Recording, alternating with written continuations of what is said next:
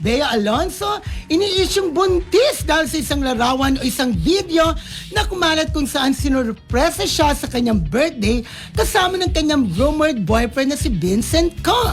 Napansin nga tila raw may baby bump si Bea sa white na damit at pinansin din nila ang aura ng aktres na para raw buntis. Say naman ng ibang netizens, sana nga raw ay totoo at deserve naman daw sumaya ng aktres. Alam mo, talagang ano yan, trending ngayon yan, di ba? Talagang nakafocus sila dun sa tiyan. Correct. Nakafocus sila, may picture na sa tiyan niya, binibilugan pang ganyan.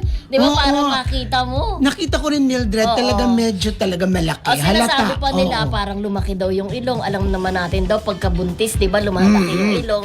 Pag mo siya hindi buntis, malaki ilong niya, di ba? Pero ako yung ilong na parang Pinocchio. Charot. Birthday ni Bea Oo. Alonso tomorrow. Oo, Tomorrow. pero mas marami ang natutuwa kung totoo man ito. Kasi 'di ba, alam naman natin na they're not getting any younger talaga. At dapat madaliin na rin talaga ang pagkakaroon ng pamilya. At may mga chika pa, dagdag pa natin dyan na may mga chika na next year na raw ang kasal ng dalawa. Correct, yun ang mga bulong-bulungan. Bulungan. Pero syempre hanggang bulong-bulungan pa lang naman yan, di ba?